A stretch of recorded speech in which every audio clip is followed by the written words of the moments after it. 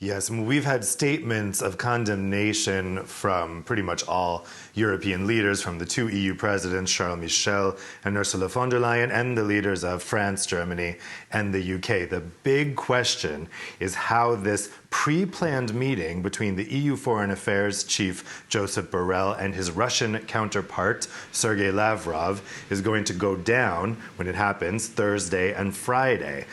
This is a meeting that's going to be coming at some bad timing, to say the least. Last week, EU foreign affairs ministers met after the arrest of Navalny, and there was some concern among some that Borrell should not go ahead with this pre-planned visit. Other countries said that Borrell should only do the visit if he is allowed to meet with Navalny, but afterwards Borrell said that he was going ahead with the visit and that he wouldn't tie it to a meeting with Navalny. And yesterday, his spokesperson reiterated that and said that Borrell would like to meet with Navalny if possible.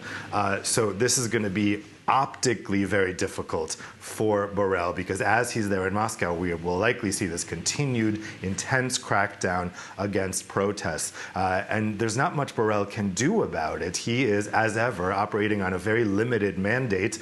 EU countries are split on the Russia issue. You have countries in Eastern Europe always wanting a hard line against Russia, and then other countries like Germany and Italy always taking a soft line. And now, believe it or not, the vaccine issue has been brought into this, because yesterday we got word that the Sputnik vaccine has been demonstrated to be over 90% effective against the coronavirus. And as the EU is facing shortfalls with its vaccine supply because AstraZeneca will not be meeting the pre-planned delivery schedule that it had outlined, I think definitely we're going to see increasing voices over the coming days that the EU should approve and buy the Sputnik vaccine. And in the back of their minds, EU policymakers are going to know that starting a diplomatic war with Russia right now could put that in jeopardy.